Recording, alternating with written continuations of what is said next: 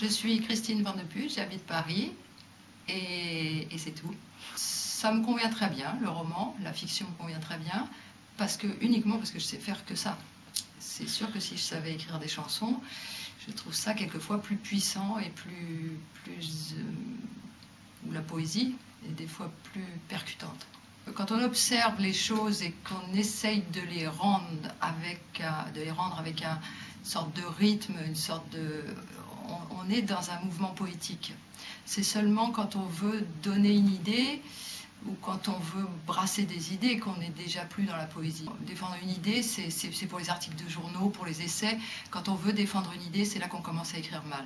Mais quand on a l'idée de défendre une idée, on n'est déjà pas dans un processus créatif, on est déjà dans un processus de regarder ce que je dis, regarder ce que je pense.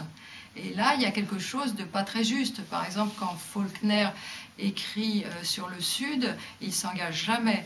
Or, quand on lit la chose, on a une peinture du Sud qui est la plus vraie possible, la plus juste. Je suis en train de travailler avec Marie de Pléchin sur une chose qui est un peu comme ça, qui est une chose d'engagement, et donc je sais que ce sera un témoignage, que ce ne sera pas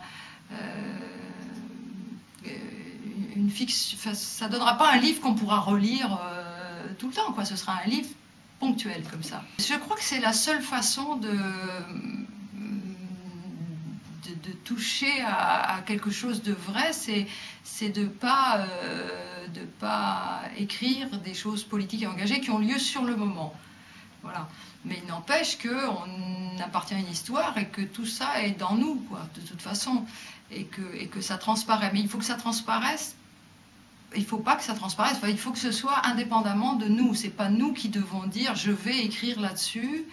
Ah, sinon ça devient un essai. Ça devient une arme militante, ça devient un truc comme ça, mais ça n'est pas une fiction, oui, qu'on peut, je sais pas, moi, j'ai assis la beauté sur mes genoux et je l'ai injuriée, c'est pas l'histoire de la Commune. Pourtant, il est allé, Rimbaud, il est allé à pied voir les communards, je sais pas, tout ça, mais c'est un truc qu'il a trouvé, il n'a pas fait exprès de trouver ça, mais il s'est mis en situation de le trouver.